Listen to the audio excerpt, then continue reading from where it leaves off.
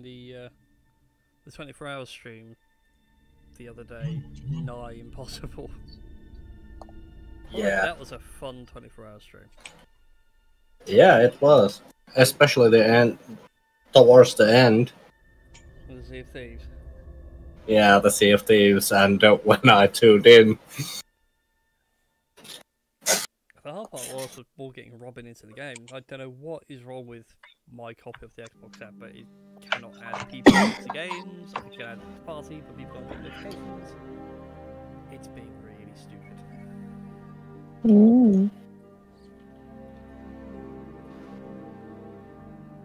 Cole, just in the best TNT meme ever. Oh, go on. I'm gonna throw it in the Discord chat. It's the best. How many arrows have you got left? 1 or 2. Well, they're saying that reminds me of Critical Role when they did like Campaign 1 wrap up. Someone actually asked, how many arrows did Vex have? Oh, right. You ever said, oh, I'm buying more arrows? Ever. Yes.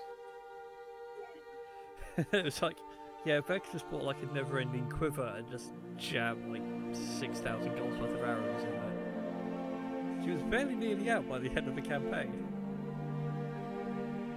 Nice. So advice for anyone going range, as soon as you can, buy the endless quiver and just jam all your money into it. Nice. Odds are, you're not going to run out of ammo.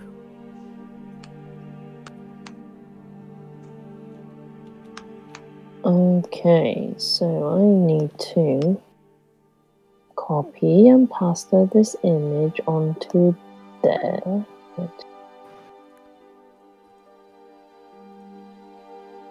And actually, it has been the time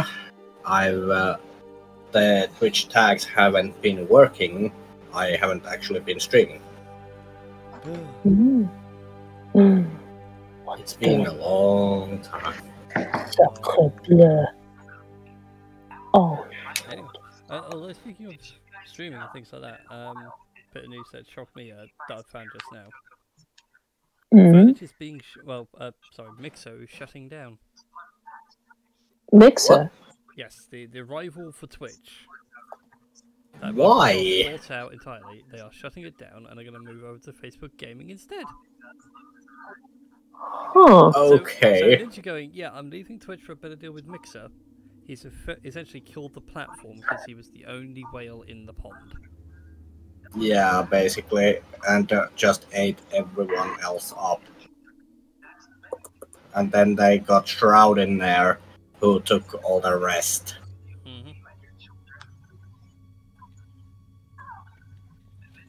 It's great. Yes. Also, I'm still having this issue that mine and yours, Brian, the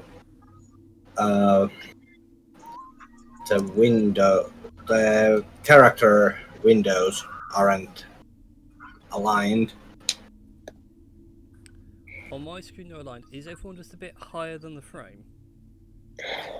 So you can see their name tags underneath. It's basically looking like. So send me a screenshot because Dom was having the same problem and I realised what his was. Because where he's got the Windows toolbar going all the way underneath, it upsets the leveling of the frame.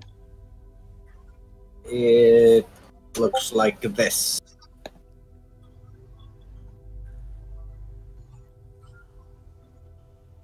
Ah, right. Okay, I know how to fix that one. That's an easy one. So, if you go to set, where is it? Macros and disk store on Roll20 rather. Okay. Top right looks like a list next to the settings. Look in there. I've made a macro called stats. Yes. If you say not in bar, that will get rid of it, and then you should be able to lower everyone back down again. Okay. There we go. Enough stats. Oh yeah, show macro quick bar. Yeah, get rid of that. That should drop everyone back down. If not, Yeah, that dropped everyone back down. Yeah. Yeah, that didn't work for me though. You need to deselect the show macros quick bar. I did. have you got the And same in bar. Let me try it. Yeah, let me try it again. Although I think I have control to move people. Honestly, can't remember. I'm not worried about it now. I'll take her with it after the game. Or after today's session. But yeah, Yes. Don was having a similar problem when I realised when I looked at it from his end, I realised what the problem was, because the Windows toolbar shrinks the screen size. Oh yeah. Mine's assume that it is a full screen. Yes. Because I have screen real estate to spare, baby. Right, anyways, I need to post the stream around, otherwise that is never going to get done.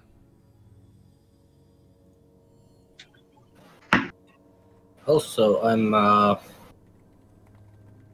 I'm thinking maybe doing this lovely game, streaming the lovely game of Elder Scrolls Online on Wednesday. Go for it. It should be Because I used to not really be a big fan of it, but then things happened, and now I'm just, for some weird reason, I'm almost like addicted to it.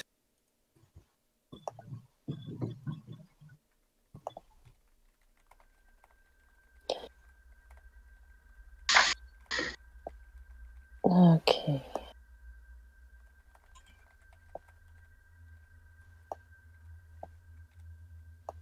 That's number 2. Number 3.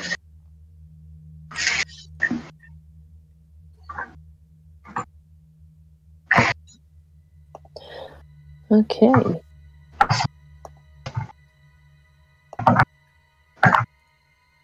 So it's really weird seeing the D&D community go from any online games going to any outdoor games. Mm-hmm.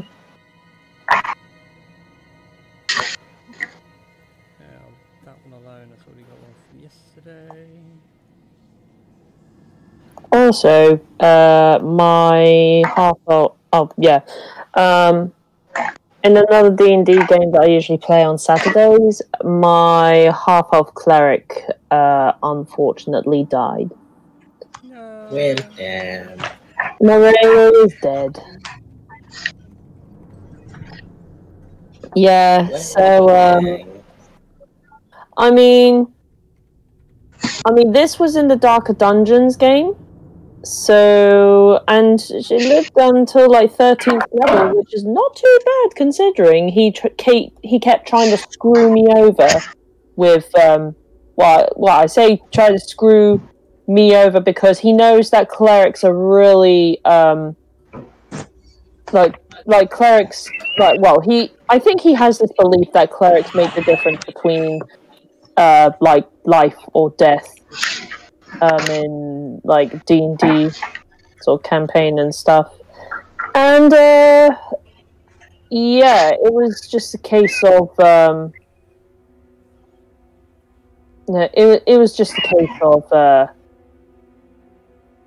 like, now bearing in mind I wasn't there when her death actually happened. Like, I was watching the last sunset of spring before God, the summer solstice and that. So yeah, essentially we were facing a monster that was kind of like the equivalent of a walking continent. It was fucking huge. And so a Titan, you could say. You could say that, yes. But essentially, this Titan, as we call it, I think it managed to knock my cleric down to 0, and my cleric had failed her first death saving throw. But then, Come on. Sorry. but then the monster didn't the DM didn't intend on attacking the cleric. He was trying to attack the he was trying to attack an NPC. Unfortunately, it did splash damage, which my cleric just happened to be near. So there was another death saving throw gone. And by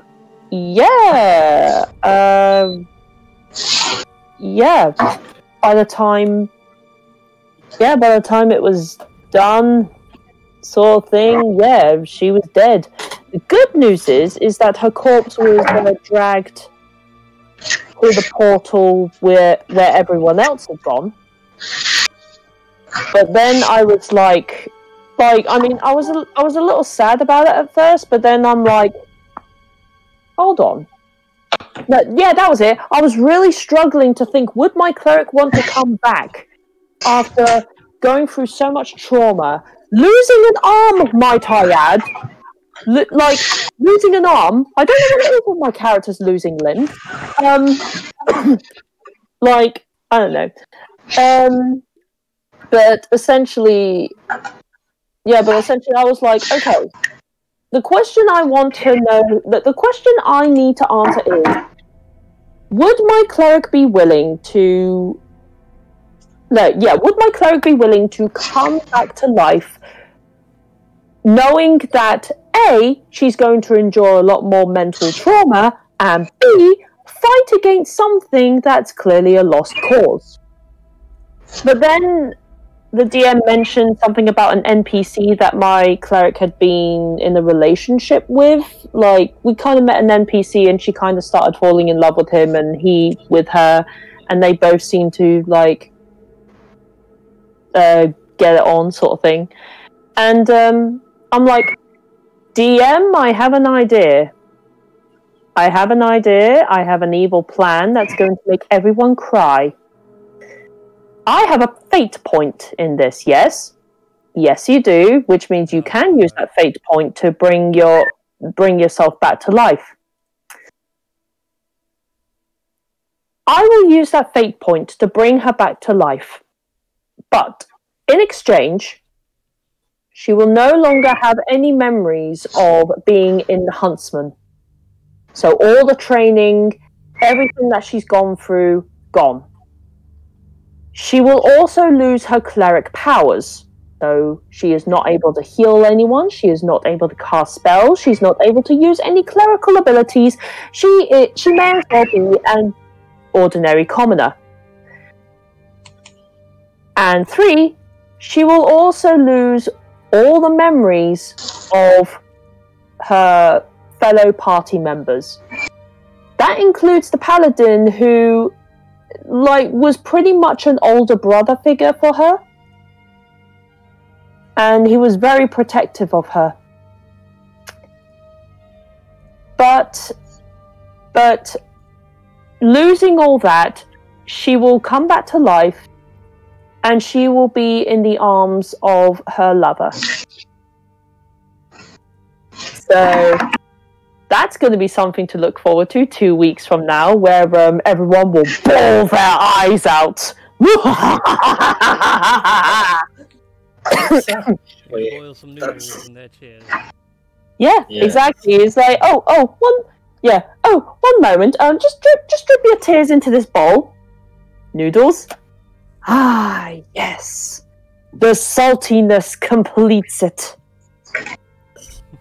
Yeah. So. Anyway, shall we play some D&D? Go on then. Also, before we get too far into tonight's show, oh Jesus God! Sorry. What the frick is that sound? Sounds like Kira's dog's trying to get the microphone. Not this time. He's not even in the same room I am right now. Anyway, yeah. So quick announcement for those who didn't join in on the 24-hour stream. So far, we have raised £250, and it's still going up. Yay! As the messy feed Very cool. trickles the link through to people. So one very tight Smitty is appreciated.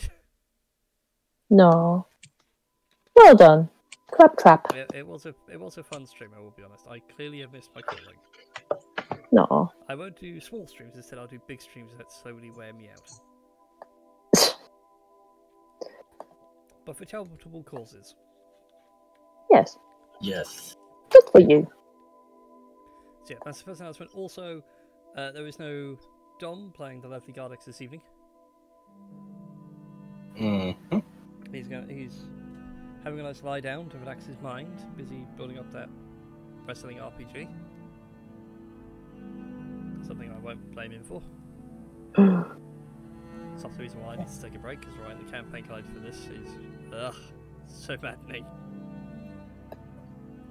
Teehee. Beyond words maddening.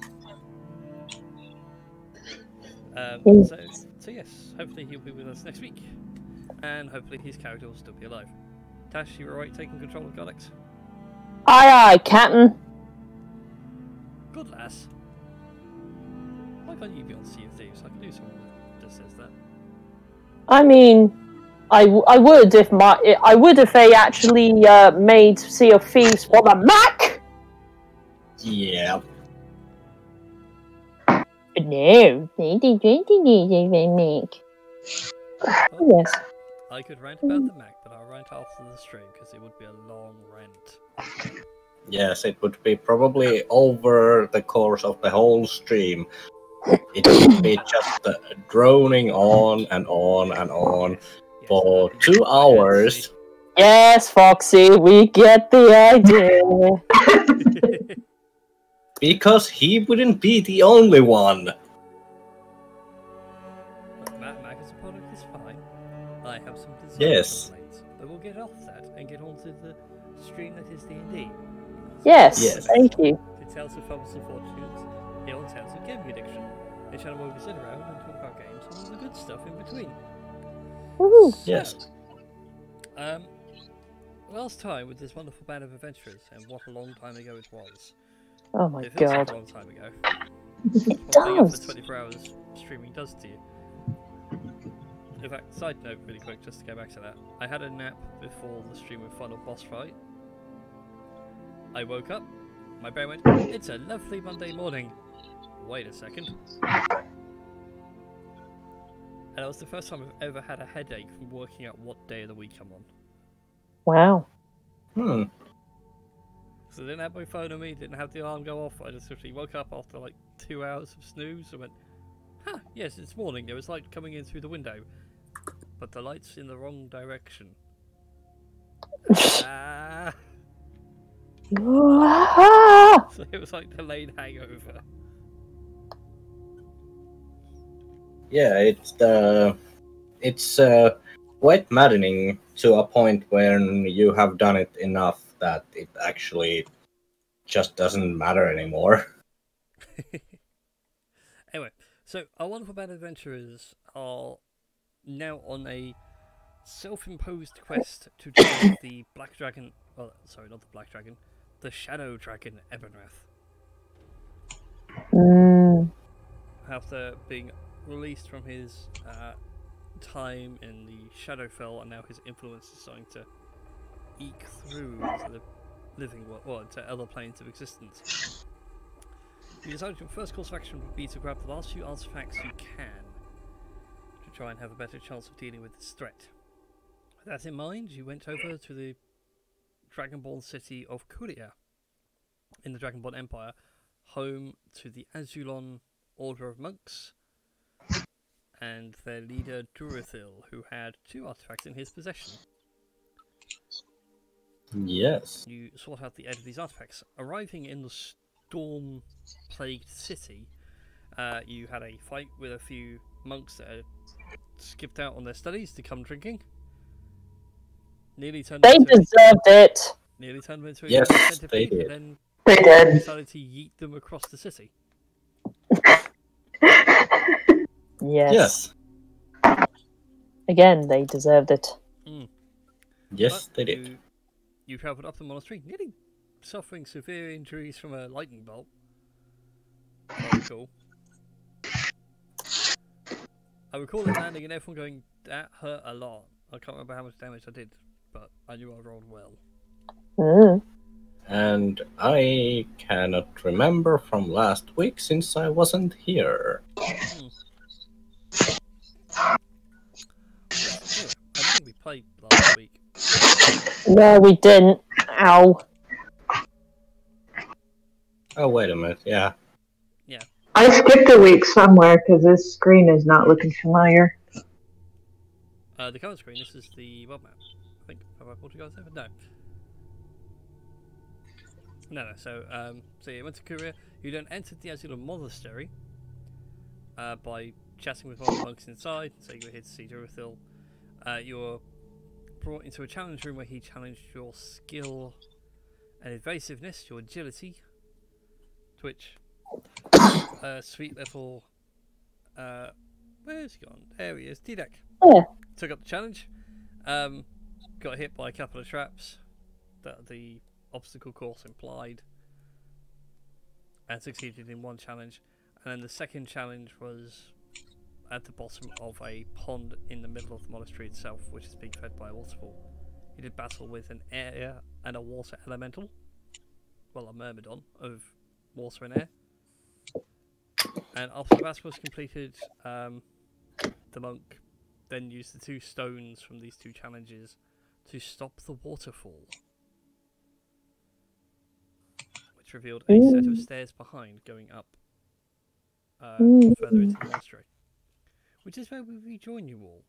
But I don't have a thing for the stairs. Instead, I actually have a written bit, because it was mostly all traps, and you guys have got insane ways of dodging traps.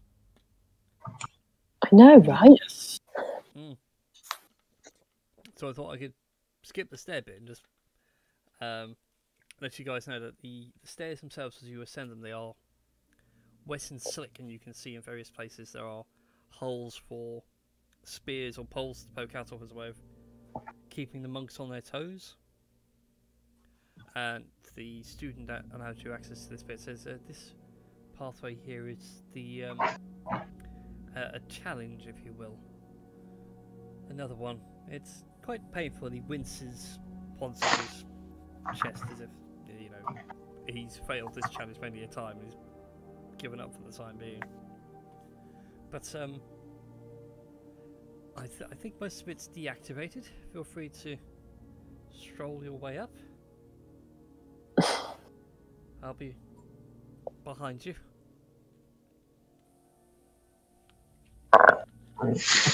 So, first question on my mind is, what is the marching order?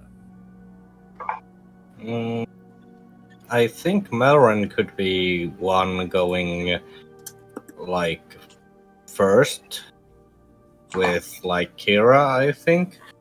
So we could check for traps and all that kind of jazz. Okay, I'm just going to use the screen that you guys are on just to arrange you all.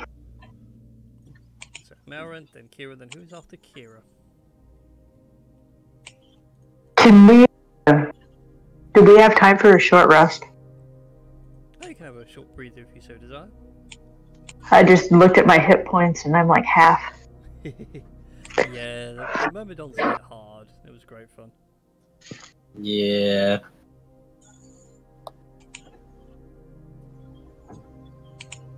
Oh,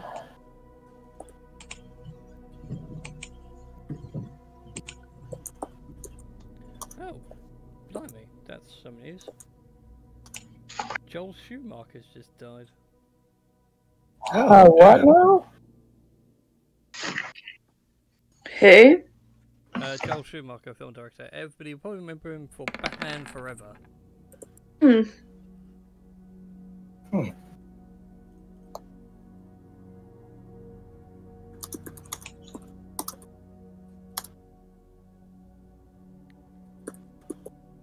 But hey, there we go.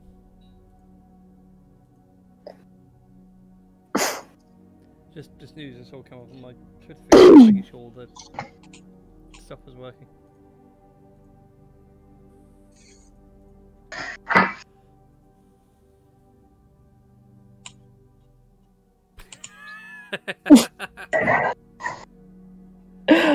I don't feel pain, I enjoy it. I do not fear the pain. Yes. Yeah, Tedak no fears pain. Or Tedak enjoys. Apparently not. What? but still takes the hit dice anyway. It nearly goes up to full. That's pretty impressive.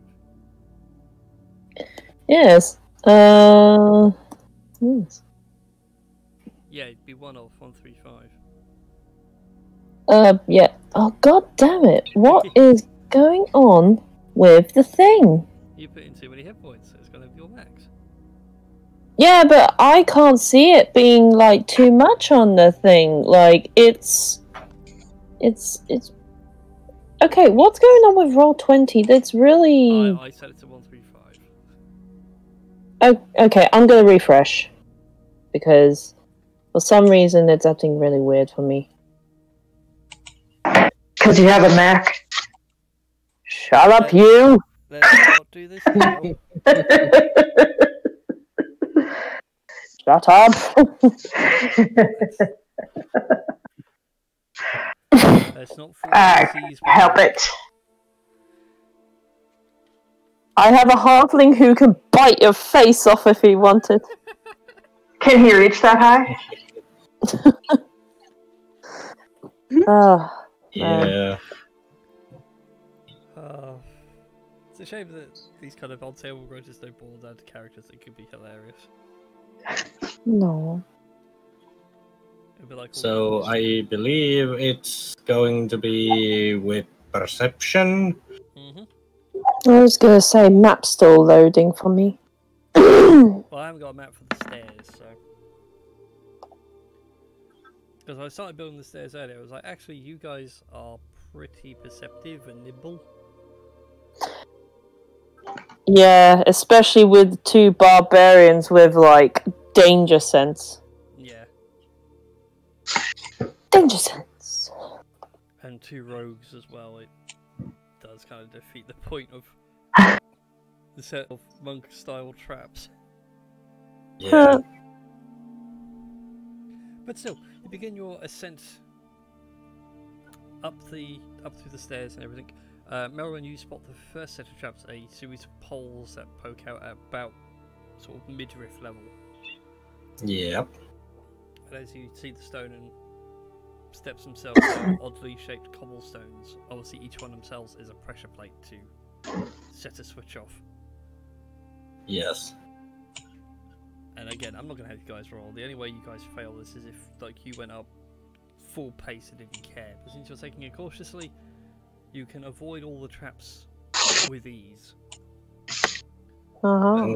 But it's a nice variety of traps. It's like poles that jut out and knock you off.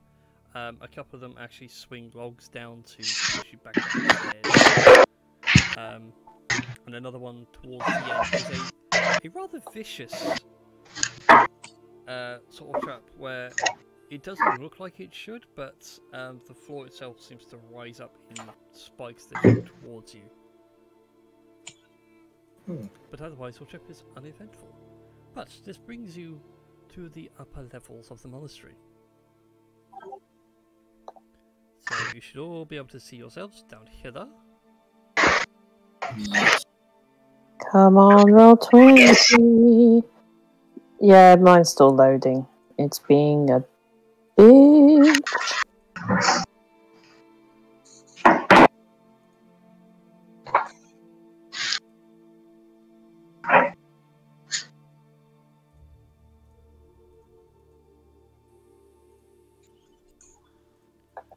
So yeah, so whilst everyone's waiting for the map load, I'll give you a description of what you can see as you make the final ascent. You come up now to the upper layers of the mountain monastery. If you look out towards the horizon, you can see sort of the storm clouds overhead, and down below the town of Courier, all its lightning rods, happily sucking up the electricity for whatever means the city has for it.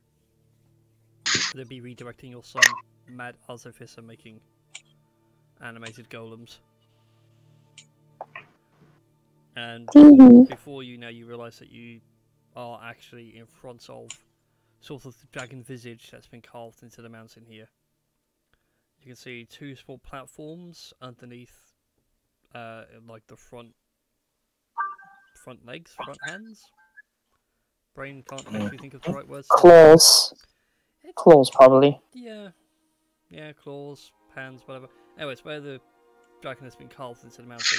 They're acting as roofs for a platform area that you can see, and you reckon those of you with a decent athletics could probably make the jump to one? Except I can't see the friggin' map!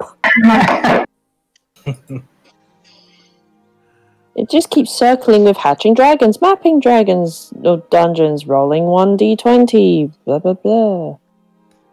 Okay, I'm gonna reload again. What OS are you using? What browser are you using? Chrome. That is weird. Have you got Firefox? I mean, I... Check that it's not Chrome being silly. Because one of my Wednesday players has a similar problem. We've worked out that apparently Microsoft Edge can't load Roll20. That's really weird because, like, my Mac had never had a problem with, like, loading Roll20 before. What else is running? That also might be an issue. I could close down Microsoft Word because I was sort of copying a thing. I'm only thinking because it could be just like a memory issue. It's trying to fill in blanks in memory and not succeeding very well. Right. Okay. Right, apart from Roll20. Okay. Right. Come on, you piece of shit. Yeah, because the character sheet loading is fine. Okay, right. I see big black space, and now I see the map. Hey, there we go. Huzzah! Fixed it. Yeah, well, it kind of fixed itself sort of thing, but still. Yeah. Oh, look at me. But actually, Yes. now I can actually show you guys the map. Haha. Oh. So yes, you can see like 2 platforms are about the same level as where you guys are, but they are clearly set lower than than the sloped walkway would end as it goes into sort of where the dragon's heart would be. So I leave you guys to decide. You have the long corridor before you. You are free to move. You can step out into the void, but be careful. That is a long way down. Or you can try and jump the gap. Choice is yours. Hang on, I'm just... I have to refresh mine too, because all I could see was dynamic. I think there's not... I see what's going on. It's the dynamic lighting. Yeah. I'm having real issues with the dynamic lighting. Okay, let me flick it off then. So am I, and I can't even blame it on a Mac. There we go. I'll just go hide something at the top of the Let's map. just finish loading here. Right, dynamic lighting is off. Right.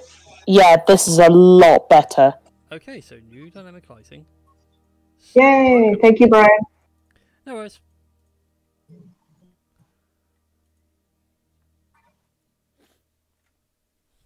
Okay.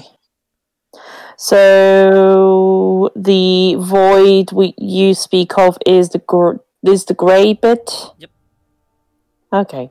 Because I was gonna say what was that corner bit over there? Okay, so there's the other ledge you can see. It's like I said, it's at the same thing you are, but where sort of the extra walls are on. That's where the pathway seems to keep on climbing steadily. Okay. So we can keep going straight with no issue about jumping gaps. Mhm. Or we could jump the gap. Or we could go straight and then turn back around and check out either of those chambers. Decisions.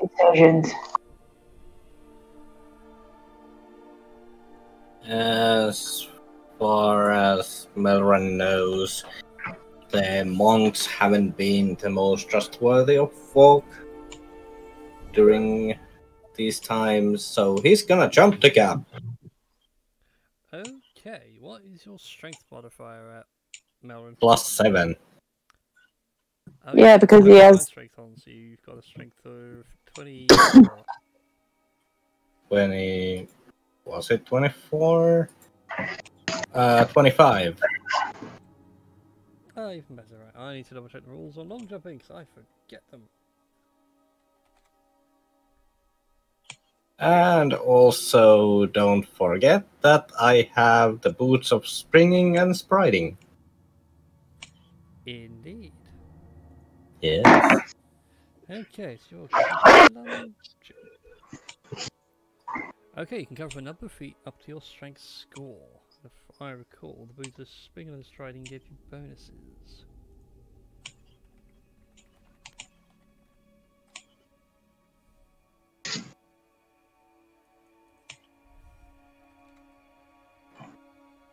Striding and springing. Ba, ba, ba, ba. And you can jump 3 times the normal distance.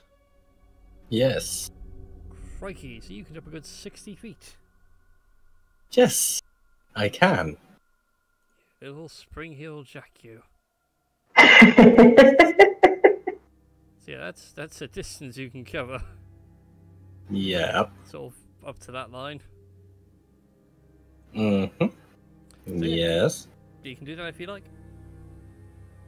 Yeah, I'm just gonna jump it Okay. to like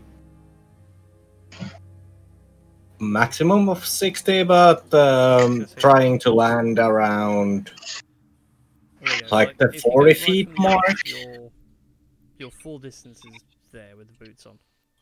Yeah. Melrin is trying to jump around like 40 feet. Yeah, that's fine. You don't have to make a check for anything for that. So you take a little bit of a run up, jump, and with like this inhuman bound, Melrin full on cat leaps a good 40 feet into the next room. You can leave your token across, by the way. There is like a channel to the void you can walk through. There we are. Cool. So, Melrin, when you land on that Yes. platform there, you can see the walls of this place are like wooden with plaster infill. Hey, buddy. If anyone's seen like a lot of kung fu movies, you'll know what I'm sort of getting at. Oh, Kind yeah. of. Yeah, I think it has a proper name, but I can't remember what it is for love nor money. I can't even recall where I found it, so I can't even go look it up. But anyway, on the in like this plasterwork and carved into it is a series of varying humanoids, all dressed in the same kind of monk garb, all performing various dances, and instead of arrows to indicate movement, they're like picturized dragons. Oh, yeah. So things like when they go for an uppercut, it's like mid through the swing, but they've got like a dragon to indicate to throw your fist up and keep your legs out and things like that. Yes. On one wall. On the other wall is various masters throughout the ages, all kept in sort of mid-shot, so torsos up. Yep. And they all start very ancient draconic names that eventually comes all the way down to 2 of the final masters, a Master Durathil, and I forgot the half from the previous campaign. Half-orc Nadir. Thank you. Yes, Master Nadir.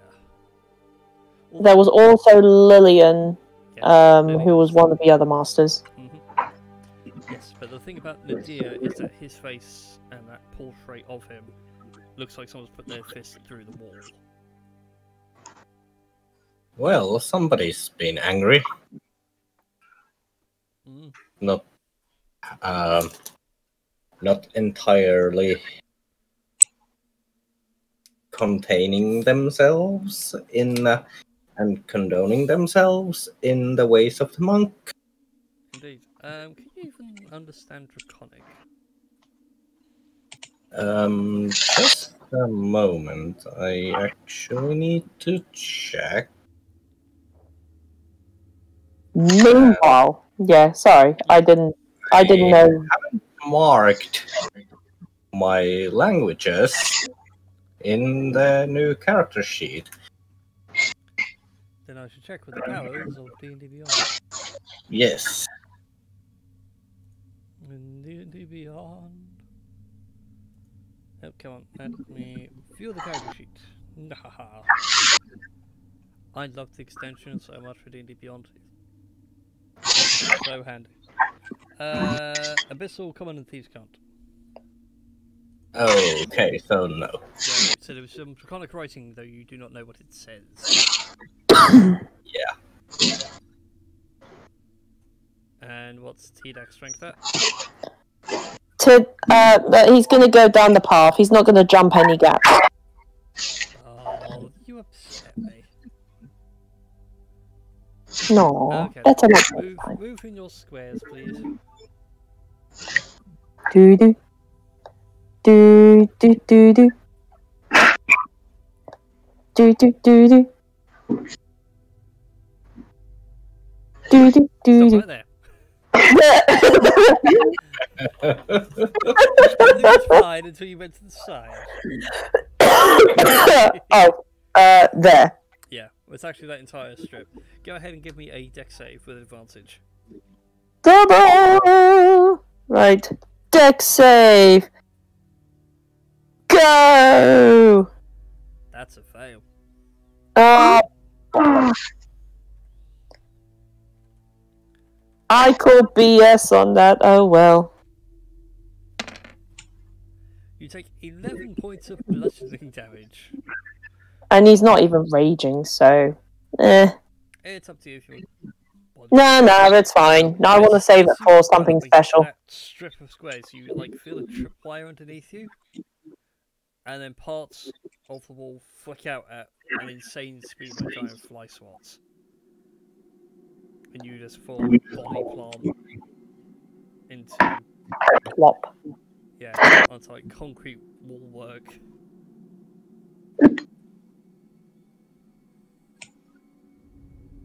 Yeah, he just looks very confused, like...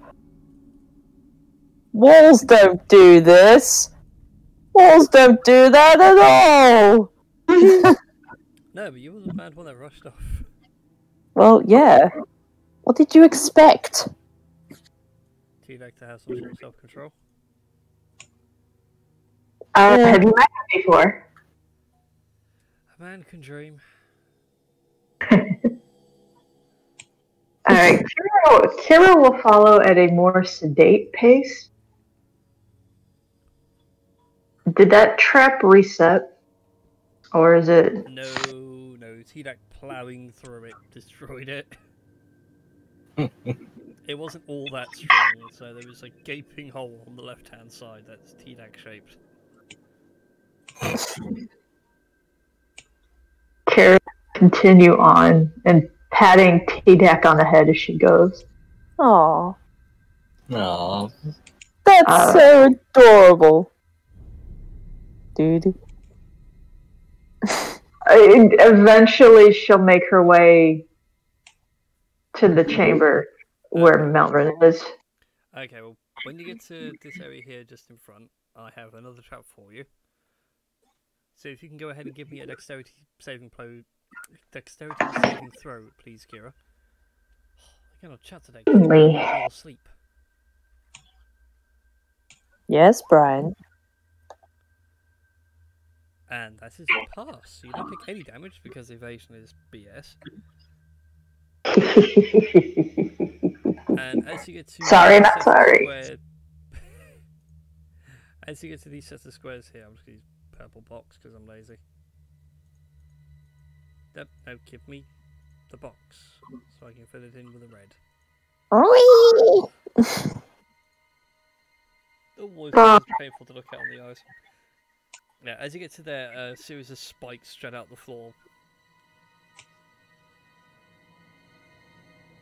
So, you don't take any damage from the spikes, but the spikes do reset themselves.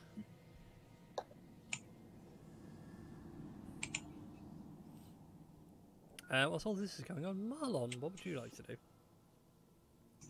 Let's see, what can I do? It's normally the question. So we're going down this corridor. Yep.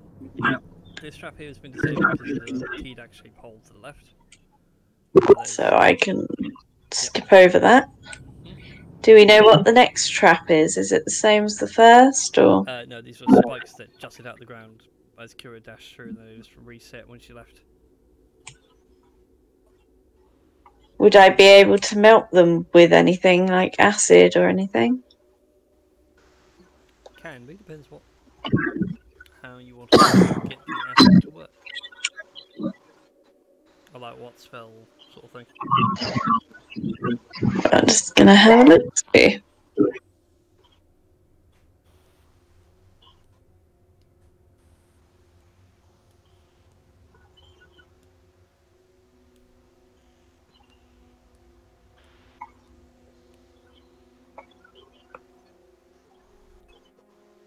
Dirty.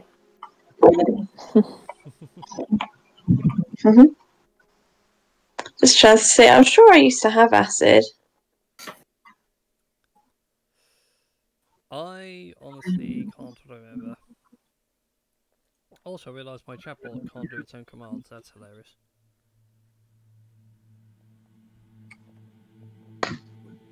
It's got the chatbot to do the XP command. Just went nope. Try and work that one out. People with computer knowledge.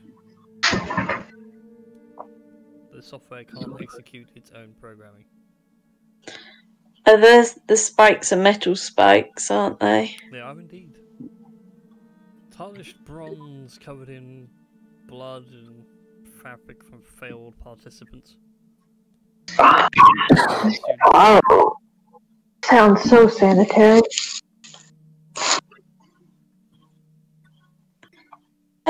Okay, different tactic. Would my tri-drones be able to lift people? I think so. How strong were they these days?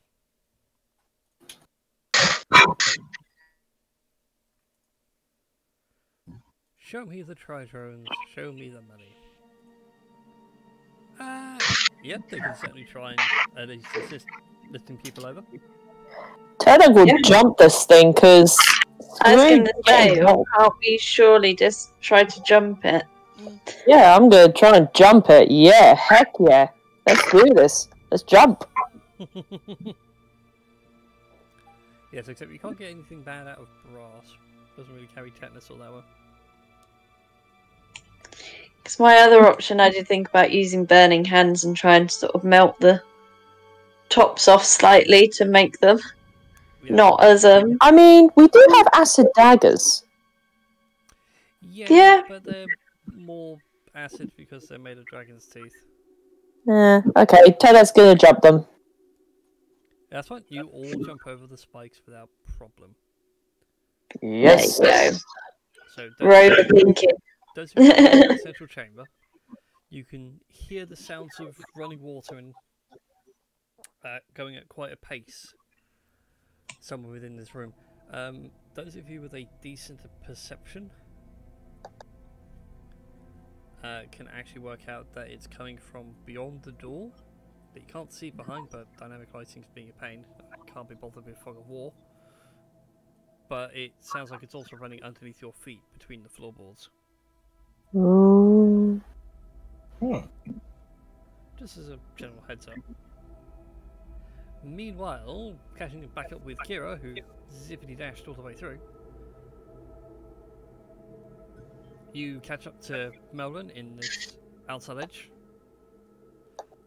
And like Melvin, you see on one side of the wall, you've got all these visages of combat stances from monks. On the other wall, the list of never-ending masters ending at Durathil, with Nadia's face punched into the wall. Kira does know Draconic. She does. Above the doorway is Strength in Thunder. Alright.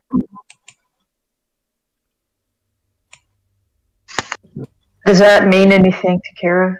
Like, has she heard it before? Or is this something specific to this monastery? It sounds like a mantra of some sort. Yes. Like, well, it's a touchy subject. A lot of the Nazi daggers they gave out to officers and soldiers had blood and honour etched in them. In German.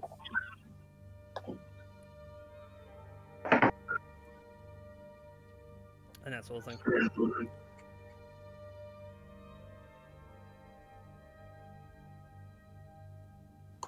Just seems Okay, like well, someone she'll make her way back to the rest of the party. Okay, thanks. And Lauren joins Kira at the same time. Okay, thanks. So you will reconvene in the central chamber. Mm-hmm. And likewise, you can hear the running water that goes beneath your feet. There's a doorway in front of you with a colossal set of locks. Yes. Oh, check for traps on the doors. Yeah, pretty much T-Deck kind of thing. Yeah. Okay, so you go to examine this door, you realise that it is not like complete. As it were, like there's no way you can unlock it or anything like that, but there are 3 slabs missing from the door's overall construction. Like, we could fit through there? No, more like there seems to be a way of finally unlocking the door.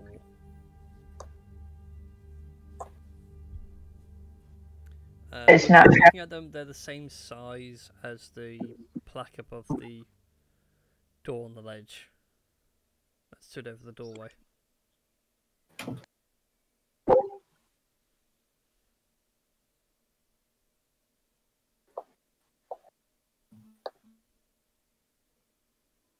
Well, I mean, I didn't realize they weren't like that, but still. Yeah, it's fine. Alright, Derek's gonna wander down here, like the curious little thing he is. Mm-hmm.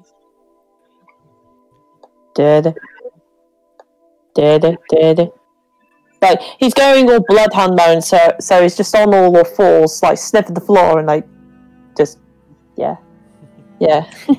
Okay. Yeah.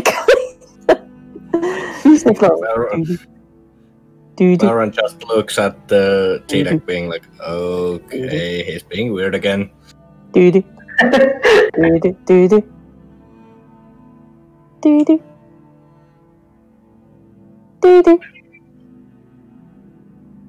Yes, they are the same size as the door plaques.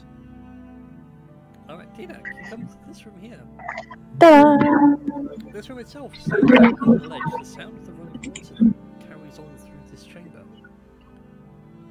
Some of the floorboards here have also rotted away from the damp, and you can see beneath where you're standing, it's like this one constant panel, stream rather, you can see like the water runs down and off the edge. And over on this wall you can see motifs etched into the stonework of monks performing Tai Chi stances, as it were. I mean, pictures are easier for him to understand than words, so this is fine. Yeah. And over on the far wall you see all the various masters, again, ending at Durathil and what's her name that you said earlier? Nadir. No, not the other one. Lillian. Lillian, thank you. And above the door, can you read your card? No, I can't! So he's gonna go, Dragon! Marlon! No, wait, he wouldn't know that Marlon can read it. Shit! Right, what's happening? Because all I can hear is a load of, like, screeching. Ted can't read!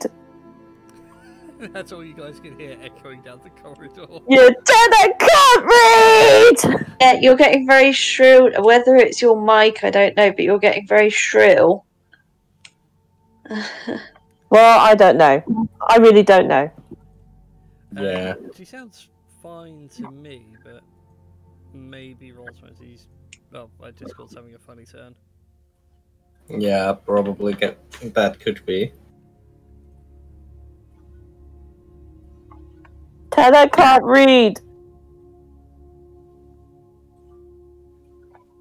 Okay, well, as you get into this room and see what T-Dax's complaining about, you see above the door frame is another plaque. Mm-hmm. And on this plaque, it is swift as the river. Sorry, gentle as the rain.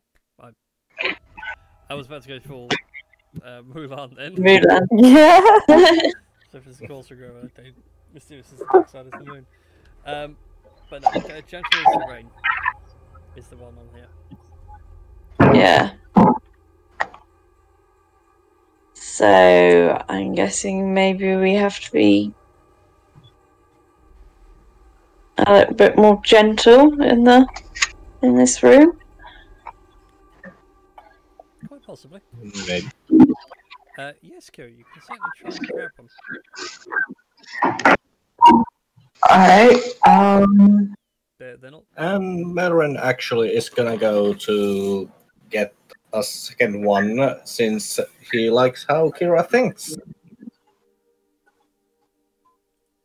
yeah, Kira will try that. Okay, I'll certainly do that. So you go ahead and grab both plaques, pull them off, bring them back, and what you have now are 3 slots to put them in.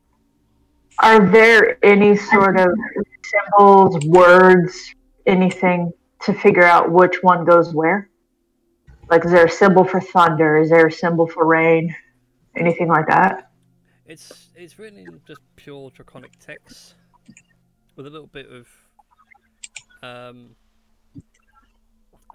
why T-Dax?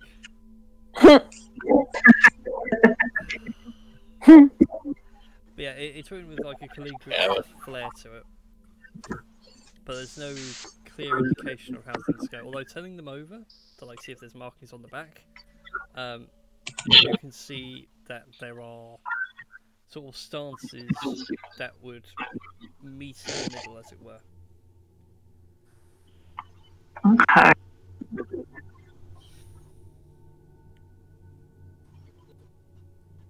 She's gonna set the plaque that she has where she thinks it would probably go.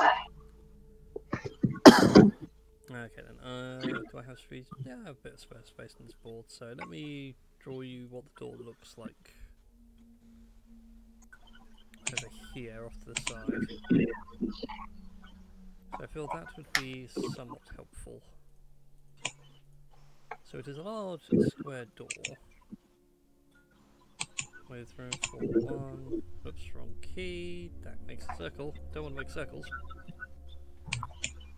All these squares do not make circles.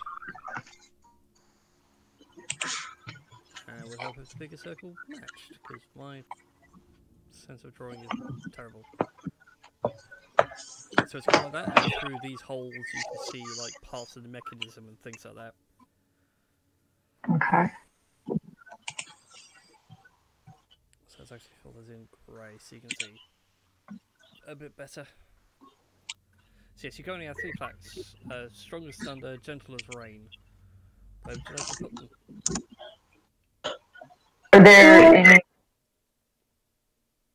any words or anything on here to see? where they might go? Not as far as you can tell. Do they lock together at all? Well, go ahead and make an investigation check, somebody. Could do a little investigating. Because I would assume that they would lock together and then go above the door. Or in the ground, either way.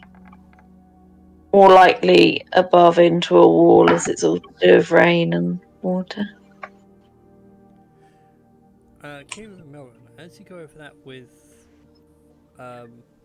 Marlon's suggestion, you actually realise that these slabs do have faint grooves on the back as well, and they actually interlock to spots on the door. So the first line is strong as the thunder, gentle as the rain, but you don't have the final piece.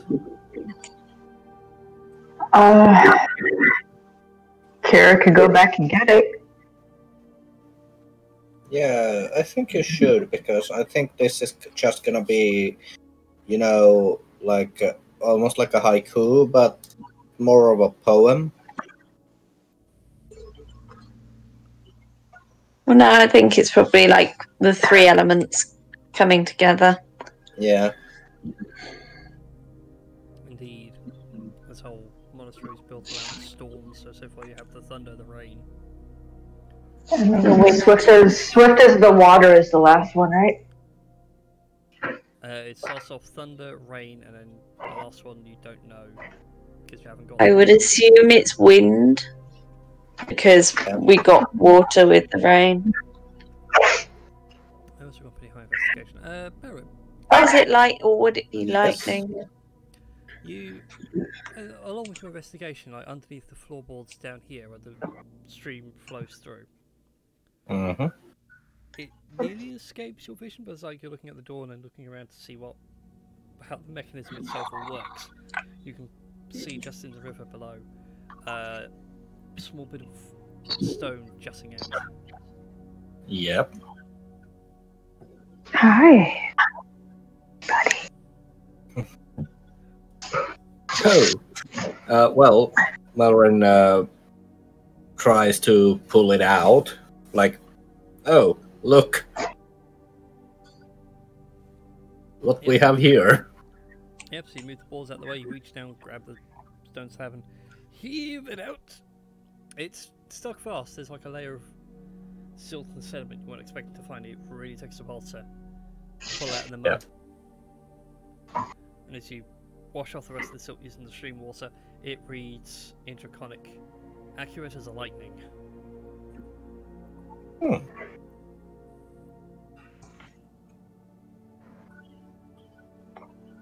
Which conveniently fits into the final hole, so you get the full mantra of the dojo. To be as strong as lightning, gentle as rain, but accurate as lightning. Yes. That's lightning twice. So did I say lightning twice? Yes, you did. My bad. Yeah. Strong as thunder, gentle as rain, accurate as lightning. There you Uh-huh. go. There we go. I'm not still tired, honest. Uh-huh. Yeah. Oh, is it getting warm here, or is it just me? Right. Brian, a couple of people are saying that they can't hear you at all. Really? Mic's on. Mic is at full whack. Yeah, I can hear you just fine. And it's definitely on stream at full volume. Have they got the stream muted? I haven't even got anything coming up in the stream chat. No, so. It's like three different people are telling me that they can't hear you. They can't hear you, they can't hear Christy, but Tosh and Melvin and I just like blow their speakers out. Oh wow. Yeah, see, like I was saying with Tashi, wasn't it? I said she was getting very shrill. That is weird, because according to Streamlabs, I'm fine. I'm a bit quieter than usual. But I can easily fix that one. I don't have my headphone in. Just But then, like I say, I don't have screen sorry, I don't have the chat come up. I haven't got any chat coming up at all. I can see chat. I can see no one said anything in Twitch chat, so I assume they've been DMing you. But yeah, they should be able to hear me now. Yeah. Because that's mic at full blast. I just heard you say that. In the stream, I mean. I will switch to my headphones and see if that helps. Yeah, that seemed to fix it, Brian. Well, that fixed it. Me just turning up the mic volume. Yes. Again, I can hear you guys just fine, and mine, according to OBS, my mic was fine in levels. Now it's constantly peaking and throwing alerts at me going, "You're peaking, you're peaking." Well, that's quite something. Yeah. Okay, well, at least it's better than what I did the other day, where last week we were like 7 minutes in and my mic was off because OBS and Windows were like, "No, sorry, the microphone's not plugged in," even though it's clearly drawing power. Yeah. Is this working? I can still hear you. Yes, I can hear you.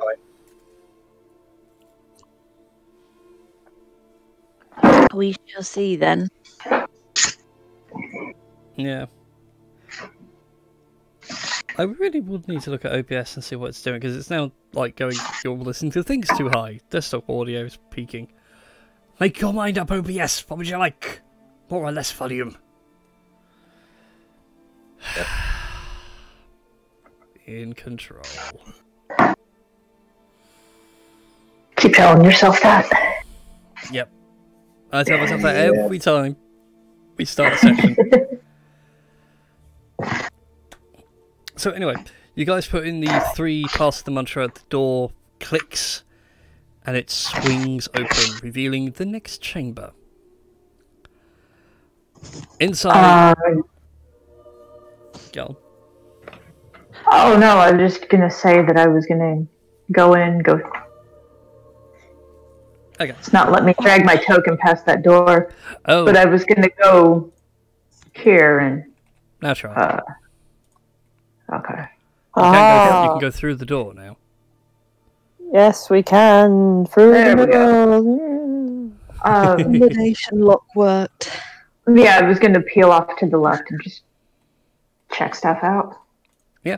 Well, as you come into this room, it is a simple stone floor with an interesting tiled pattern, which I didn't recreate very well. But it's meant to be of a Chinese-style dragon in a constant spiral down to the centre, which ends into a pool where the rainwater from above is constantly pouring in through, like some sort of weird rain catcher. But in the centre of this rain, there is a figure. His body is old and withered, his skin is tight to the bone, to the point that you're not quite sure if someone could be that thin and still be alive. He is in a constant meditative pose. You can see on his wrists are 2 crimson red gauntlets that go a good way down, almost to the elbow. And around his neck, and almost covering him like a shawl, is something that looks like blue dragon leather. Oh. Interesting. But what you see before you meditating is Druithil.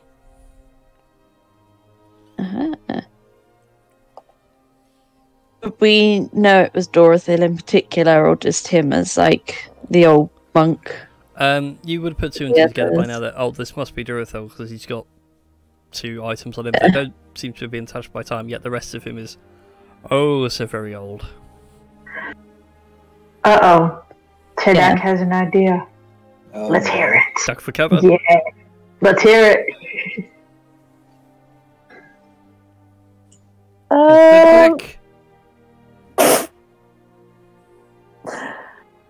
I mean, I'm so tempted to just poke him with the spear.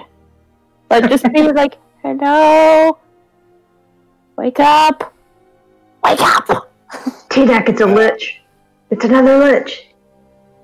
I mean, Need what? a pointy end or the dull, or with the dull Let's end. go. How smart is Tedak? Let's make an intelligence check. Oh, that was with advantage.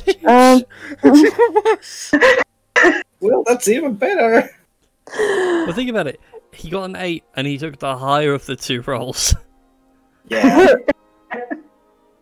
I mean, It sounds like a great idea to go poke the sleeping monk. Because Yeah. you can find out his vulnerabilities. yeah, there we go.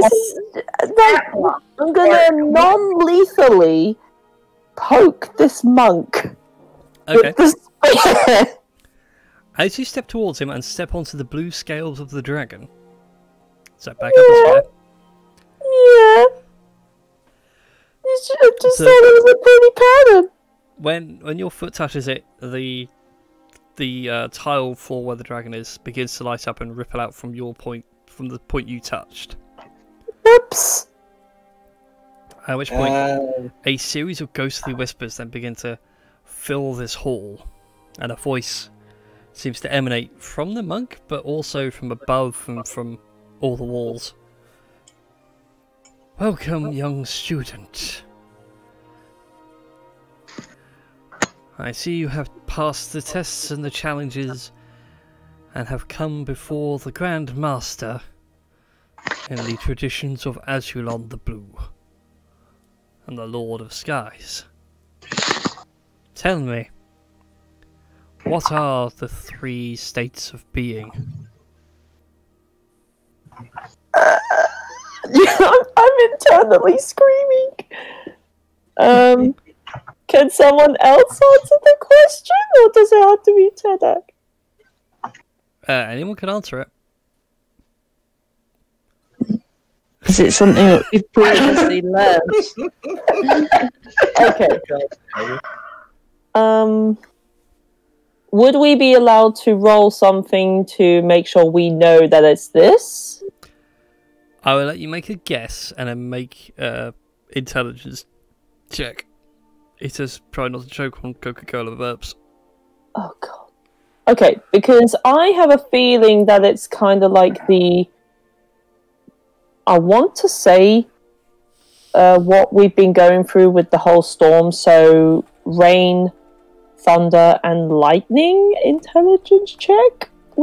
That's with advantage for some weird. That was from Gardex, and that I can roll again if you want me to. I will say that with that check, it is certainly something you have seen on your travels up here. Shit. Would Tedak know? Because Tedak's normally good at riddles, so maybe this will be. Oh well, I mean. Likewise, it feels like you would have seen the answer on the way in. Did everybody hear this voice or just T-Deck? Everybody heard it. Even Melvin and Marlon, who are sat just outside the door.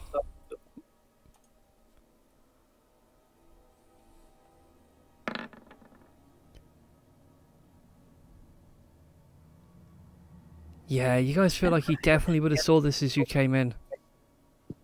Yeah. So, thunder, lightning, and rain? Oh, we're getting there. You even said it to us a moment ago, didn't you? I did, yeah. This is why Yeah. I feel like the D&D beam right now. This is a riddle for 5-year-olds, and you guys are going to spend half an hour Hey, acting you nice. literally just said it to us. It was when me and Tedak were down in the other room, and you said something about it being, and I said about the elementals, and you called it its name. Yep. So does anyone remember that from 10 minutes ago? Who remembers the mantra you were all just told? So it was like strongest the thunder, gentle as the rain, but accurate as lightning. Oh, it's clicked. T-Rex mind just explodes. I want to say it's clicked. I want to say it's clicked, but I could be horribly wrong. I could be so horribly wrong. I don't think I'm going to be any more sort of. Yeah, it feels like you saw it on the way in. Okay, right. Okay, could I, as Gardex, say? So the TM needs a minute. Okay, Gardex will be like, well, judging by the mantra that we seem to have come across, I believe it's something like strength, gentleness, and accuracy. Oh, TM still needs a minute. Oh. What do you mean you still need a minute? I'm totally wrong. I'm to it. It hurts. I don't smile this often. Oh. I don't really laugh that hard either. Oh, right, yes. As you say those words, the ghostly voice resonates further. They are correct, young student. Now one final test awaits you. Take the artifacts if you can. Oh shit. But the figure does not move in the center, it still stays there, meditating. Tedek feels like this is trick question.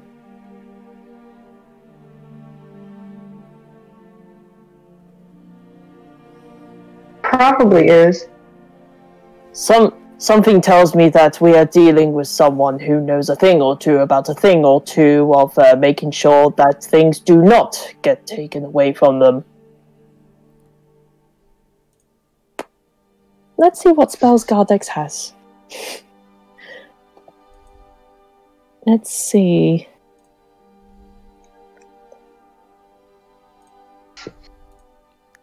There's a fair Okay. few, if I recall. Yeah, I'm looking and I'm like...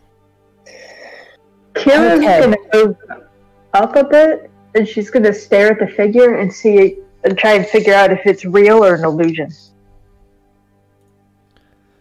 Go ahead and make an investigation check. If I throw a gold piece at it to see if it bounces off or anything, can I roll that with advantage? Yes.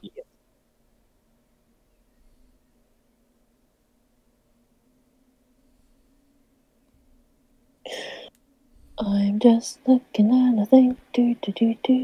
Very nice. Yes, the figure is indeed real.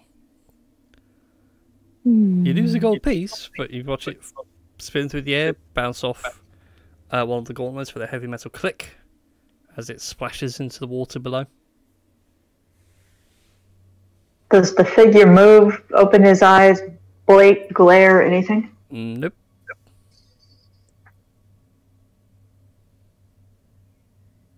Can we shock him with some lightning or something? Just to make sure his heart is beating? Clear! I'm sorry, carry on. If you have ways of throwing lightning, then yes, I'd say you can certainly try that one as well. Javelin of lightning? Fine. Melred is gonna chuck the javelin at lightning at the guy. Oh boy. Go ahead and roll your javelin of lightning. Oh god, I hope he doesn't die. I think something tells me he's not going to die from this. Are you sure?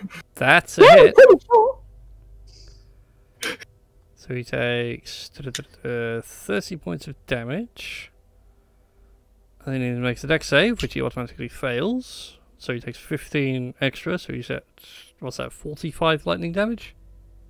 Yeah. Ouch.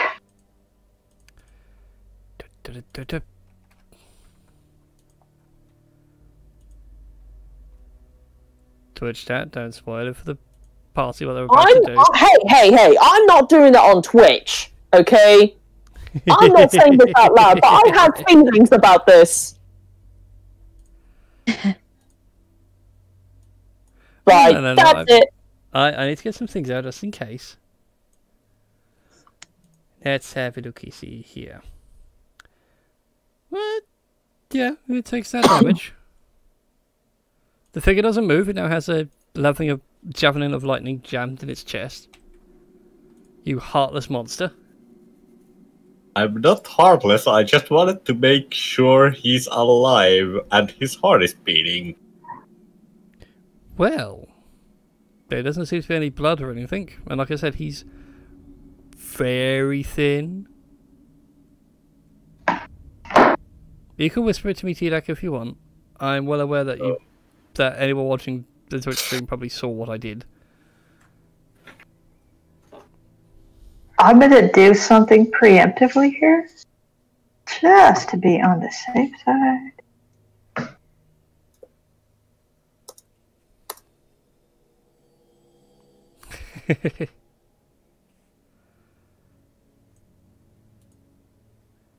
Maybe.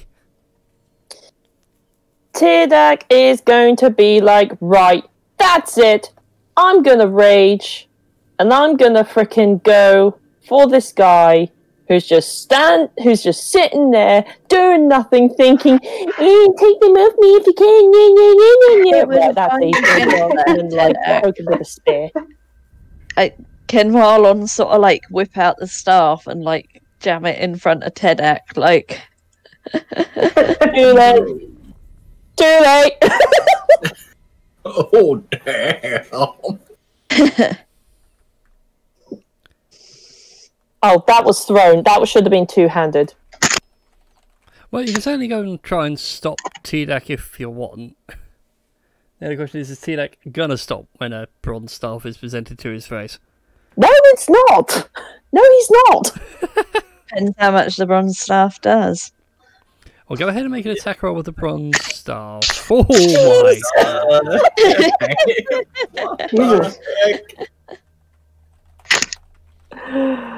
god. So that's 3 points of bludgeoning damage to the face. And he keeps going, doesn't he? He keeps going. He's keeping going, the bigger question is, does Marla want to burn some points from the staff to do extra damage? Yes, and it's only to stop you from actually hurting the guy too much.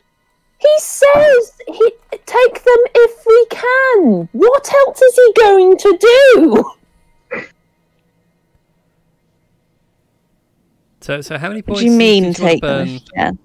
How many points did you want to burn, Marlon? Just the one. Okay, let's burn an extra Six. D6 to that.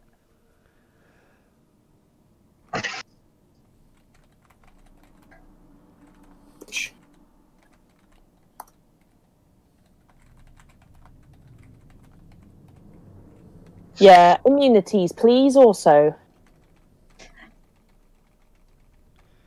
Okie dokes.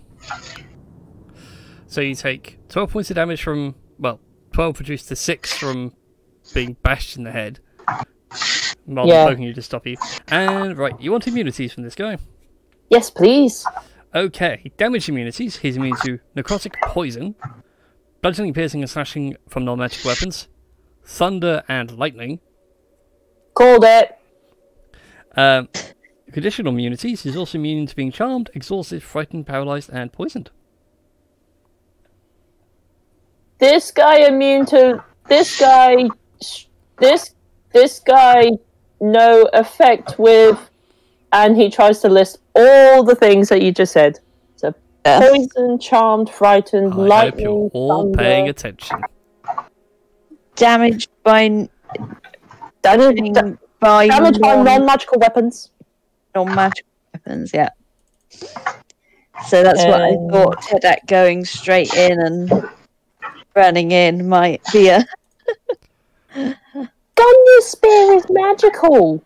It is. It's fine. So that'll be 22. Cool. I also need to bring a few things here. So as you go to stab it, and actually not as you go, as you stab it, and learn these things, a very dark and sinister voice now begins to fill the room. Oh god. Shit. There we go. Bring the other players into the there's others. Yes, but anyway, the dark and sinister voice begins to fill the room. It emanates almost from like the very bowels of the earth and peels up through the stone. Ah, I remember this one. It was quite a pain the last time. Look how enlightened he is, Azulon. A corpse sitting in the rain. In fact, I have a better idea. Durathil, it's time to wake up now. Oh no. And the mummified figure begins to twitch and like all the joints begin to click from their long stays of rigor mortis. And from the corners of the room as well, several more... They seem to almost arrive by means of magics you guys aren't familiar with. And sort of come through. Again, these are like thinned out corpses. A good way of putting them would be mummies, but if you've played Breath of the Wild, the monks in the Sheikah temples... Okay. Well, like they mummified themselves alive, which is a very weird thing to say, but it's true. It's a thing. Look it up. It sounds terrifying. It's not actually. It's like a whole ritual thing. They actually like ease off their diet and everything else in old age. Cool. So it's kind of weird. It's a weird discipline thing, but it's a fascinating end result. But yes, I'm going to need everyone to roll initiative as now the mummies have come alive. Heck yeah. Alright. This is for T-Deck. And all you have to do was go and take the items off him if you can. Well... Quite literally, just go over and grab them. Which is what I could see was going to happen. Which is why I rushed in to try to stop it. To be fair, right? Tedek is the sort of person who kind of believes that anyone who says that is up for a fight. So... See, and I'm just having what flashbacks. what happened to my last group? Alright, well, Anyway. Marin, you get to go first. Well, Marin is gonna take aim to the guy in the middle and take a shot. With Go for it. Shiro's Fang.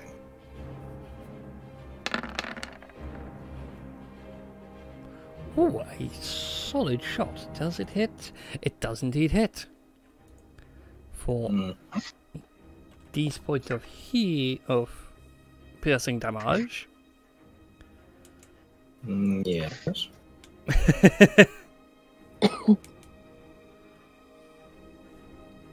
If only. Unfortunately, I can't like make a monk at the level that Durathil would be at because it would kind of be one-sided with the items he's got. Yeah. I remember what they do. They were the best ones I made. I also remember what they do, and I'm terrified. Mm.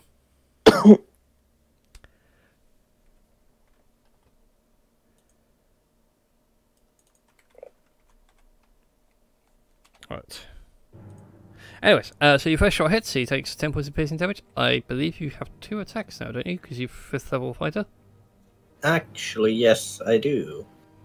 So, Yeah. another shot. Coming right up. So it's a good hit. The damage isn't great, but that's all that's needed. Yes. Alright, so he takes the damage as 2 arrows pierce into the withered skin. That takes us to Kira's go. Well, you can do it, Foxy Lady. And I realise my lighting is terrible. Alright, Kira as a bonus action. Ah, that's better. I can see me. Yeah. Cast Shield of Faith upon herself. Okay, come back. Bumps that up to... And then she's gonna take take a 5-foot step and 2 swings of Io's Claw. Oh, both of those hit. That's a nasty amount of damage.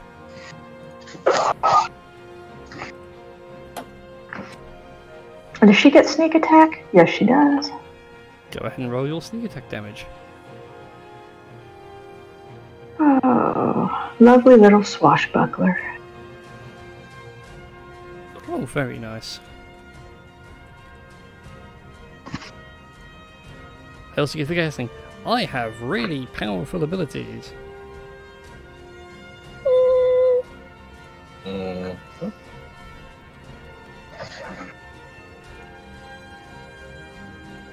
Because, you know, things happen. Right, so I forgot that there were layer actions. My bad. Uh-oh.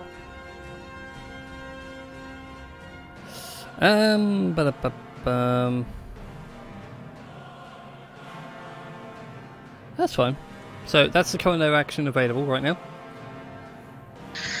So anyone that tries to cast a 4th level spell or lower in this layer, you're going to be racked with pain. Okay, so let me... That would be you, because that was the 1st level spell. That would, 4th. That would be me. So make a Constitution saving throw.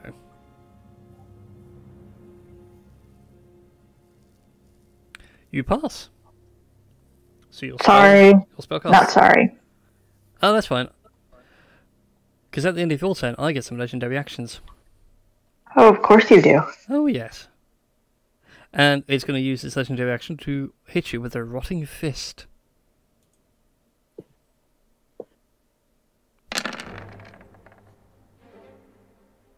That hit? 28 to hit, so what's your... 25. Oh wait, defensive duelist. Yes, you rolled your D8 earlier. Oh no, you got... No, defensive duelist is a feat. Yes, where that's the other one. I can block it. So that bumps my AC to 29. Oh, just misses. Oh! Wow. So you swiping it down the back, and as it goes to swing round and sort of with an unnatural speed throw a punch at you, you bring up the blade to block it, and you like hear Io's Claw in your mind go, ah, that's really painful. Please don't get hit by that again. That is going to leave a mark. Sorry, not sorry. Wait, wasn't that immune to necrotic damage? That was his attack. He's not a... No, never mind. Yeah, Never mind. he's immune to it. Yeah. Okay, I was just trying to remember what he was immune to and what he wasn't. But that's fine. You'll never know. You've forgotten already. I haven't forgotten. I'm just making sure that I have it all right. Immune to everything, apparently. Yes, immune to all the things. Screw the rules and the DM. No, I'm not that mean. Alright, T-Deck, it's your go after that. Righty-ho. Okay, T-Deck is doing a flank with Kira. And he is going to make fun shenanigan times. Let's see. He is going to pokey stabby with gun new spear. Pokey? First one hits, second one misses. Okay. Vulnerabilities, please. He is vulnerable. Oops, I coughed too much. He is vulnerable to fire. Bad dead man, no like fire. No like Bernie, sunny time. Yeah. I suck. But there we go. Okay. I think that will be. Let me have a look. See what I do. And I think that is all that Tedak is gonna do. Okay. Yes, that's all Tedak's gonna Fudge Duck do. And Gardex. Hello, Gardex. Legendary action time. Okay. It's Let's gonna do punch you in the face. Ha! Okay. I'm ready for it. Yep, that hits. So okay, that so you take 42 points of damage in total. well, you're rating, aren't you? So that'll be 8 plus, so that'll be 34 instead. Yes. And I need you to make a Constitution saving throw. Oh boy! Let's have a go at Constitution saving throw. I just want to make sure I'm not missing anything out. Is this against poison? No, this is a disease. Well, technically it's a curse. Oh god, okay, right, okay. Constitution! Go! Come on! Yeah! Okay, you're fine. You do not suffer mummy rot. Heck yeah. Right, so Gardex. Oh, Gardex. Let me have a look at the spell. Annoyingly, he's going so far down the initiative order. I was going to say, why have I have not marked anything off his character sheet. There, that's better. Right, so. Hey, Brian. Brian. Guess what? Summoning allies? I mean, that's not a bad idea. But I was also thinking. But I was also thinking, as a bonus action, he is going to summon something. Let me see. Fire elementals.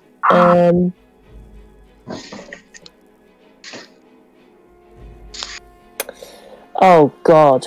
Okay, that's gonna be fun. Okay, let's go for. I don't know what sort. I don't know all the elemental sort of stuff that. He sent me a list the other day. I think the majority of the things currently set that aren't organised. All the ones you can do. So you can do Mephits,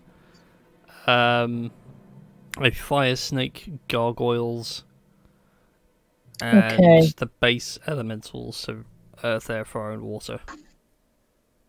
Okay. In that case, then, I would like to summon 8 fire. The fire mephits are 1/4. Indeed. 8 fire mephits. Okay. Go. This is summon the spell. What? It is 4th level, so yeah, I know I have to make a Constitution saving throw. Please do that first. Okay. Go, God! I expect that save. Go, Gardex. It's your birthday. I suspect he will, because he's got the insane Constitution thanks to the gavel. Yep. 19. Gosh darn it! So let's place some fire mephits around Durafil. How many are you summoning? 8. 8 fire mephits. What have I done with them? They're not called fire mephits? Or maybe they're magma mephits. I've got smokes, the mud, Magma dust, and mephits. dust. Yeah, magma mephits. Yep, that's it. They're magma mephits. I don't think I have those, not even in my compendium. I do! For some weird reason. Oh, I do as well. That's weird. But yeah, they weren't in my list. Oh no, they are. They were in further round. That's why. They weren't in. They were already organised. That's PY. So 2, 4, 6, 8. Okay. And I think, considering they're already organised, I would believe Codex has access to them. In player's journal and can be controlled by Gardex. Indeed. So I can't move the methods at all. Oh yeah, because Gardex is the account name. Herp-derp. Herp-derp. Herp-derp. I promise I'm still not tired. Ha ha ha ha. We Hey. believe you. Here we go, boys. It's chow time. Here we are, once again. Speaking of the 24-hour, in the Twitch chat right now, there is a link for the Just Giving fundraising page for the stream. Still feel free to go and donate. I'm not going to shut it down to like another week. I'm just gonna look at the things. Do do do do do do do do do do. What can they do? Oh, they gold. That's a thing.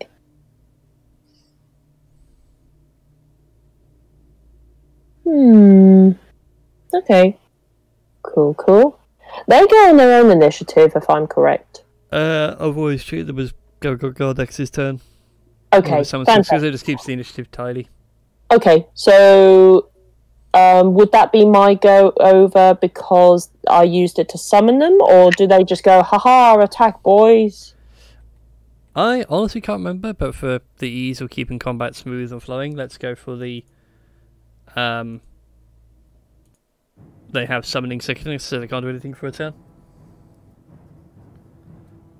Sorry, can you say that last part again? They have summoning sickness, so they can't do anything for a turn. Okay, that's fine. It's a Magic the Gathering term. Don would get it. Okay.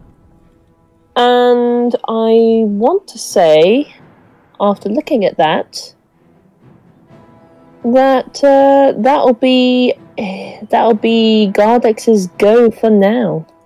Cool. Right. The minions get to do a thing. Sadly, you can't move all that fast. They're old. They're decrepit.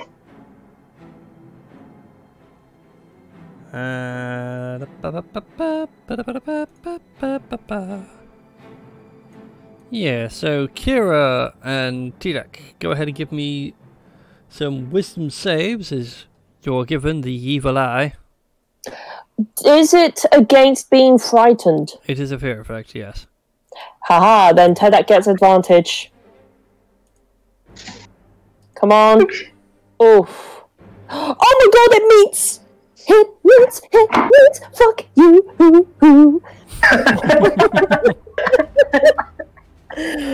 I'm probably going to be dead for that later on. Alright, so Kira's now afraid of this mummy over here.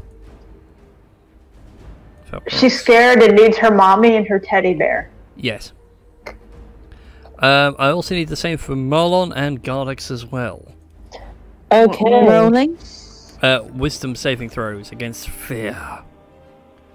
The mummies are giving you guys the evil eye. Okay, I just want to make sure that he... Okay. Alright, wisdom. That was for Gardex. But Oh, so no. Gardex is afraid. And he's petrified. At first he was afraid. He was petrified. Right. And Marlon is not afraid, so I've got two of you afraid. Alright, that now brings us to Marlon's go. The mummified Jurithil is being swarmed. I make fireball go in a straight line. No, sadly. Lightning bolt goes in a straight line, but then Jurithil's immune to lightning. He's immune to lightning. Indeed, it was one of the best things about his high level monk.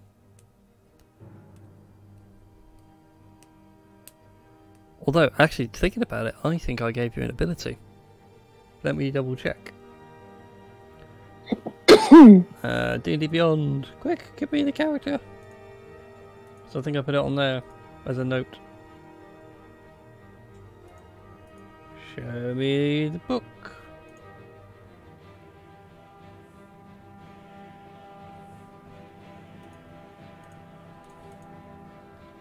While on, bronze staff. It's Yeah, didn't it get a fancy upgrade at one point? It did. Haha! Elemental adjustment. I didn't add it to roll 21, but I did add it to D&D Beyond. So, elemental adjustment. You can spend a charge from the staff to adjust one elemental damage from one spell on your spell from one to another. So, for example, Fireball, you can turn into Thunderball. Functions the same as before. You just change the damage from fire to lightning, thunder rather. And so you can technically do the same with Lightning Bolt. Interesting. Let's stick with lightning, because I know that's not going to harm Dorothy. That's interesting to know. Okay, so what's I your... can combine. What's your lightning? Where's the path going? Straight ahead of me. Straight ahead, so through all those methods. Yep. Okay. Saving throw for the methods, please, Gardex. Sorry, what was the... Oh, is it the Mephix? The methods are Gardex's summoned buddies. Oh, well, that's okay then. I'll step to the side and hit the zombie bloke. I thought that they were some other minions. No. Ignore Marlon if they're not his minions. So, what do you want me to roll? Never mind. Marlon has changed his mind. So, for this mummy, yeah? Yeah. Needs to make a dexterity save. Mummy. And dex save. Probably going to fail it. That, I believe, is a fail. Yep, by 1. Gosh darn it. Alright then, so, roll for me, please, 8d6.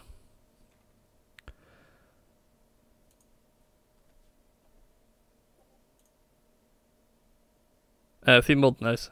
Need like another 7. Oh, Jesus. How many D? So 8d6. Yeah. 8d6 in total. Lightning bot, man. There you go. Okay, it rips through the mummy. It like pierces through the straight out the other side. It's twitching and convulsing from the lightning, but it's not dead. It's still much alive and kicking.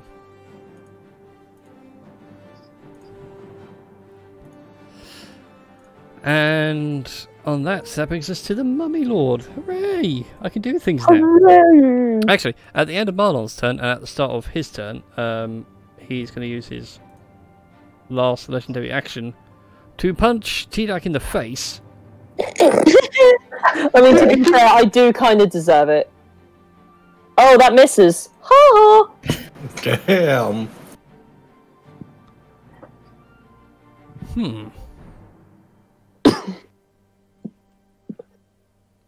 Well, this makes things awkward.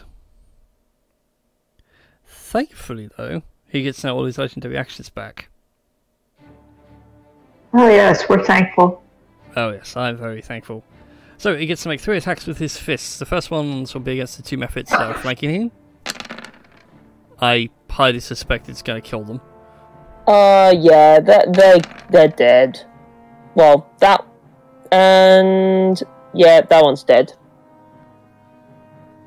Yeah, so, both of them are dead.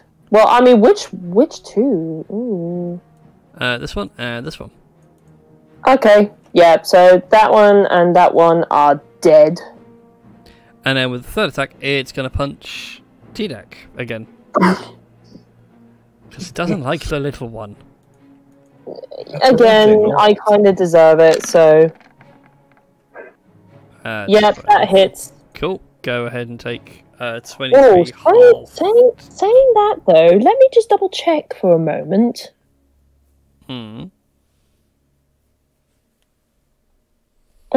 If you or a creature you can see within is hit by an attack, roll a d8 as a reaction if you're wielding a melee weapon or a shield. Roll the die and add the number rolled to the target's AC against the attack. I mean, meets beats. I'll. There you go. That's what I'm talking about. Oh, Yeah, that's fine. A rarely used ability sadly did not save you this time, so you take 12 points of bludgeoning. Hold on. If the attack still hits, the target has resistance against the attack's damage. So he's immune. No, so he's resistant against bludgeoning and necrotic. Which is really weird. I mean, that's a lot of math. Oh god. Not really. So, Right, so now it's gone down one step further because, of course, you're resistant to bludgeoning. So Yeah. The bludgeoning is gone. So hold on. So you take 6 bludgeoning. I thought it was 5 because as I rounded down to 11 or 12 or 6. It would be, yeah. So we're rounding down. So the first round down will be down to 5, again to 2. Okay, so 5 and So then it's 2 10. bludgeoning and then 10 necrotic. Oh god, I just realised. And make a con save. Okay. Come on, T-Deck. Oh, nice. Okay, good. I hate you so damn much. Well, what can I say except go fuck yourself? I mean, yeah, I'm definitely going to be dead for that one. It's the fact that you keep making these saves. Like, Oh well, Melvin, it is your go. The battlefield is surrounded. So, are the zombies or whatever mummies there are they making sounds when they are walking? Yes, they are making groaning sounds and shuffling their feet. Yes. In that So case... you are well aware that they are there and they are coming. In that case, Melren just does the only intelligent thing he can think of, and he actually just changes his bow to a twin blade configuration. Okay, so you grab hold of the centre of the bow, twist and the pull. Now you have your 2 blades ready to rock and roll. Yeah, and then Melren is just gonna wait. And as soon as the zombie walks into his field of view, he's gonna stab it.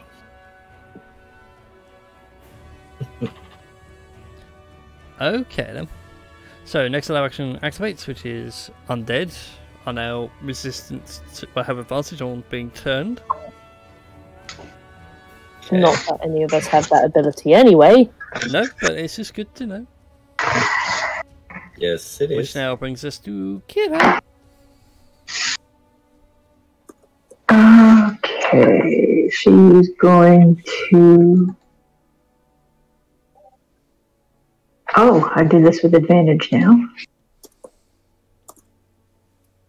Do that, and that, and that, and that. Yes, that now stops. Okay. And you know what? She's going to action surge And do it all again.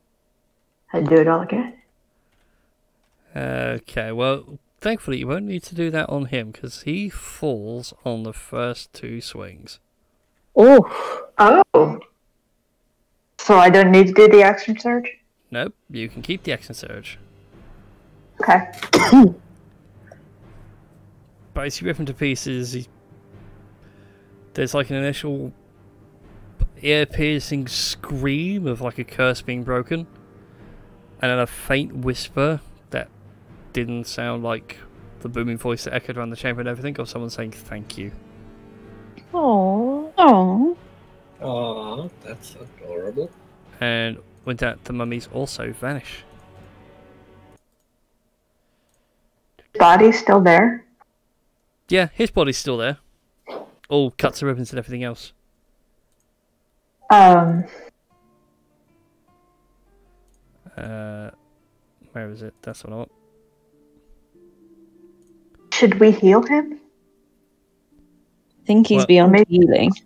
Well, as you look over Durithil's body, you realise that he has actually been dead for a long time. Oh. Like I said, he had been mummified whilst he was still alive, although it wasn't like a vicious thing, it was actually like a whole ritualistic thing he goes through. But you have the two draconic artifacts that you were here for. That would be the We do. gauntlets, won't it? And Indeed, in fact, if you give me a second, I'll grab my notebook, because I know I have those on file. So give me 2 seconds. I know you were so excited because we never got to use them very much.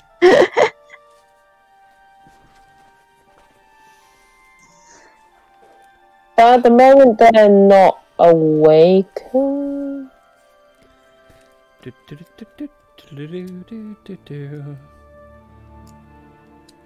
So, where did I put them? They're in here somewhere. If people are wondering in the chat, Dorothyl was a half-elf monk from our previous game. So this is about 200 years in the future. We were 200 Say. years into the past, yeah, where Durafil existed. where Yeah. Dorothy. Like it was sort of his time go. Um, He was one of our other players' characters. Mm-hmm. Indeed, Uh, I didn't somebody mind asked me doing who's this. dying. I sent him a message earlier to see if he was like around, but I didn't get a reply. Oh, Where is it? but we it's in here. know. But we now know that 2 members of the party from 200 years ago are now dead. Yeah.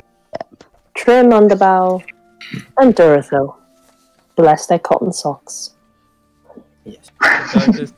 Well, this was is science. Jim You technically monsters. dead as well because he's sort of Who? in the in the atmosphere. I'm not sure. Do what when dead?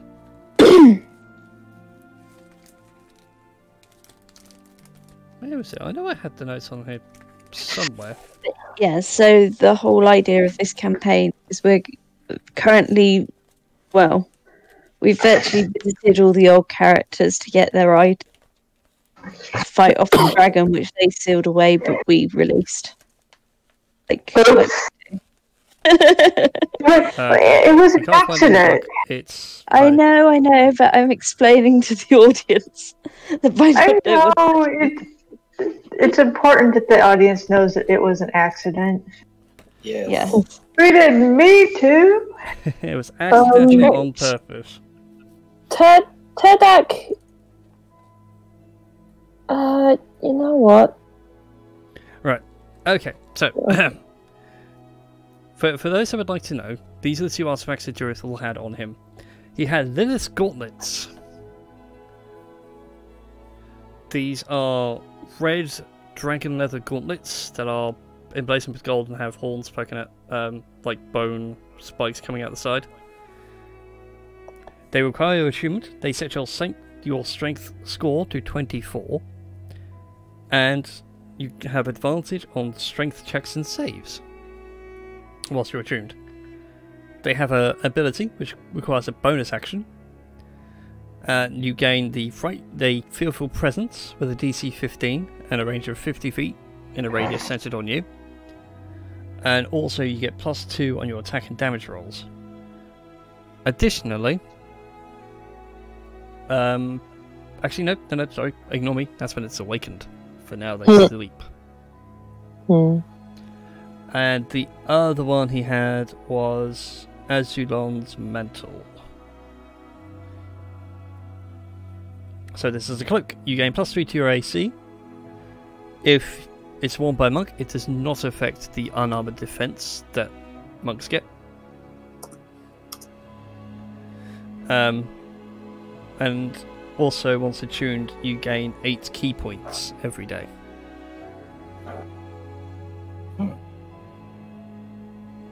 Interesting. And the Umber Carapace actually now has a new awakened ability. Ooh. Uh-oh. So if I recall, you get your +2 to your AC, Yeah, that because it's comes +2 with a shield. +2 shield, yeah. Whilst you're attuned, you have access to the Black Dragon Breath Weapon. Or breath weapon, as listed below. So your current proficiency bonus is +4? That would be +5 would be proficiency bonus. Okay, so you're still at the +4 stage then. So you get the... So they have to make the cone save, DC 14 dex. You get it 2 times a day, and anyone that fails takes 11d8 acid damage, saves for half. Get ready for Tedak's Trench. However, here's the cool thing when it's awakened. Sorry? Now that it's awakened, this is what you can do as a reaction. Okay. You create a wall of force up to 5 feet long to protect against ranged attacks and area of effect spells. It follows you and lasts a number of rounds equal to half your total level, rounded up. Okay. I was gonna say... So in your case, you get 7 rounds and basically you're now like a 5-foot moving wall. I was gonna say... I had a crazy thought. I feel that Gardex should have the Umber Carapace. I feel. I mean, I don't know whether people would agree or not. But in exchange, I wouldn't, because, I mean, I've already got Gunneer Spirit, the 9 Life Stealer. 9 Life Stealers are tuned, right? Yes. Okay. And yeah. Yeah, I feel maybe we could make Gardex a little more tankier. I know that'll drop my AC down a bit, but I am cool with this.